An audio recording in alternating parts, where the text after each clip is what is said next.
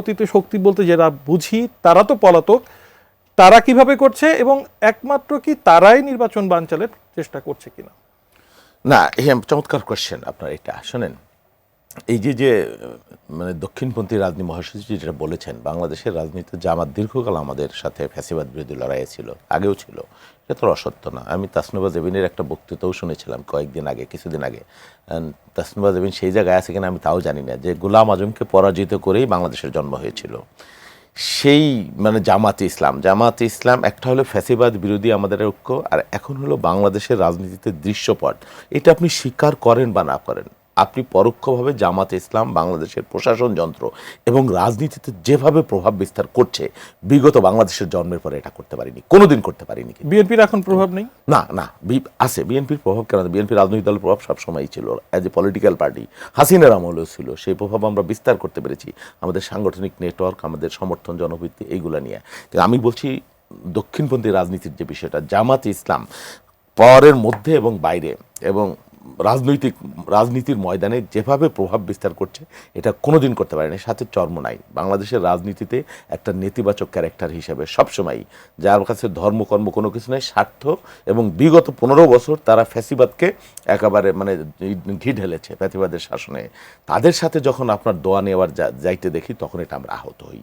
বাংলাদেশের মানুষ আহত। চরমোনাই, জামাতে ইসলাম, এনসিপি একটা প্রগতিশীল রাজনৈতিক দল হিসেবে থাকবে, মানুষের আকাঙ্ক্ষা নিয়ে সবসময় জনপ্রিয়তা, জনসমর্থন, পপুলিজমের পলিটিক্স সবসময় এটা কাম্য হতে পারে না, বা নির্বাচনের ভিত্তি হতে পারে না।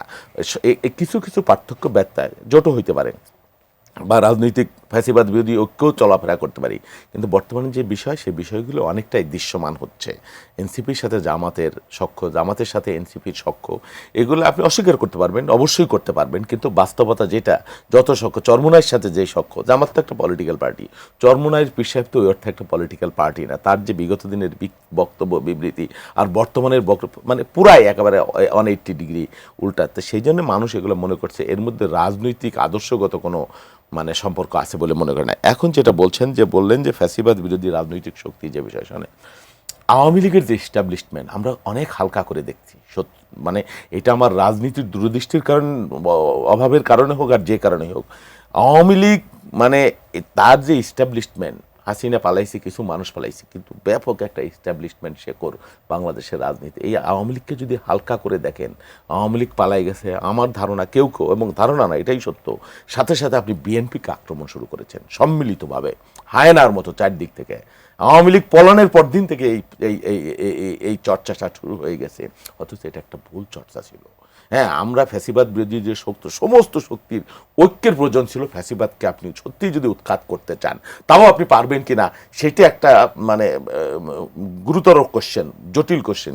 কিন্তু আমরা যেভাবে বিভক্ত হয়েছি, যেই ধরনের বাক্যবান হয়েছে, হ্যাঁ আমার দিক থেকেও হয়তো হয়েছে, কিন্তু আপনাদের দিক থেকে যেই ধরনের শব্দ, কথাবার্তা, যেই ধরনের বক্তৃতা, বিবৃতি এসছে, এবং যে ধরনের স্লোগান, পাল্টা স্লোগান হয়েছে, এটা খুবই দুর্ভাগ্যজনক। এবং এই সুযোগটা এই যে ফ্যাসিস্ট শক্তি, পতিত শক্তি, তারা গ্রহণ করে এখন আস্ফালন তৈরি করছে। গোপালগঞ্জে একটা ভয়ঙ্কর ঘটনা ঘটাই ফেলছে, সারা দেশে বিভিন্ন জায়গায়। এই যে বিষয়গুলো দেখেন, খুবই হাসনাত আবদুল্লাদের যেসব, আরও নাসিরুদ্দিন পাটোয়ারিদের যেসব বক্তব্য, যে হাসিনা পালাইছে দিল্লিতে, আরেকজন পালাইছে লন্ডনে, আপনি বলেন কিভাবে আপনি ফ্যাসিবাদ বিরোধী ঐক্য রাখবেন? নৌকা ধানের শীষ প্রথম দিন থেকে শুরু হয়ে গেছে, 2 সাপে 1 বিষ। কারো মধ্যে ধারণা তৈরি হয়েছে আওয়ামী লীগ তো নাই, শেষ, উৎখাত হয়ে গেছে, আর জীবনে ফিরবে না। আর বিএনপিরও যদি কাজ করে দিতে পারি, মাশাআল্লাহ, তাহলে তো আমাদেরই যেভাবে চলছে এইভাবেই চলতে পারে। আপনি গোপালগঞ্জের ঘটনার কথা বলছেন। শুধু গোপালগঞ্জ না, সারা বাংলাদেশেই আওয়ামী লীগ মাথা, আমি এখানেই আসছিলাম, মানে সারা বাংলাদেশে আওয়ামী লীগ বিভিন্ন জায়গায় মাথা চাড়া দিয়ে উঠছে। অনেকটা গোপালগঞ্জের মতো ব্যাপক আকারে না হলেও কাছাকাছি সচিবালয়ের যে ঘটনা, তো ভয়ঙ্কর ঘটনা। হ্যাঁ, আমি আসবো সচিবালয়ে এই ধরনের ঘটনাও কেন নিয়ন্ত্রণ করা যাচ্ছে না, ব্যর্থতা কি। আমি যেটা বলতে যাচ্ছিলাম, কক্সবাজারেও তো এনসিপির কে অনেকটা কাছাকাছি একটা অভিজ্ঞতার মুখোমুখি হতে হলো। বিএনপি স্থায়ী কমিটির সদস্য সালাউদ্দিন আহমেদের বলা হচ্ছে অনুসারীরা তারা প্রতিবাদ জানালেন। এটা নিয়ে যদিও দলীয়ভাবে আপনারা বলেছেন যে এই ধরনের কর্মকাণ্ডকে উৎসাহিত করেন না। করি না, কিন্তু আপনাকে অবশ্যই করি না। আপনাকে স্থান, কাল, পাত্র, জ্ঞান, সময় আপনাকে বুঝতে হবে, জানতে হবে। বলে না যে কথার জবাব কথা দিয়েই হবে, কথা আছে তো, বলেছে আমাদের ছোট ভাইয়েরা, বোনেরা। সব সময় কি তাই হয়ে যায়?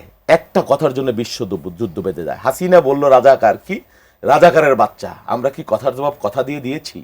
হ্যাঁ, প্রত্যেকটা কথার সীমা পরিসীমা কি বলে মানে সমালোচনারও একটা সৌন্দর্য আছে, আক্রমণেরও একটা ভাষা আছে। আপনি এক জায়গায় যায় গোপালগঞ্জে কক্সবাজারে আপনি যার বাড়িতে তার বাড়িতে যায় আপনার এই আক্রমণ তো না করলেও আপনি চলতো, আপনি প্রতিদিনই বক্তৃতা দেন, কত সমালোচনা করছেন। এটা কি বুদ্ধিদীপ্ত কোনো কাজ?